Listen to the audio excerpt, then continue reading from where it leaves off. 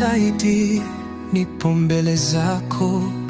Nimechoka kupigana vita vya nafsi, nuru yako nitie gizani. Nifundishe kutembea njia zako.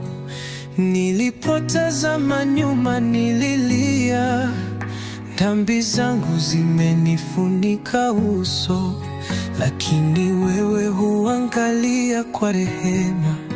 Mungu nisaidie, nisamehe leo. Nguvu zako si za kulinganishwa.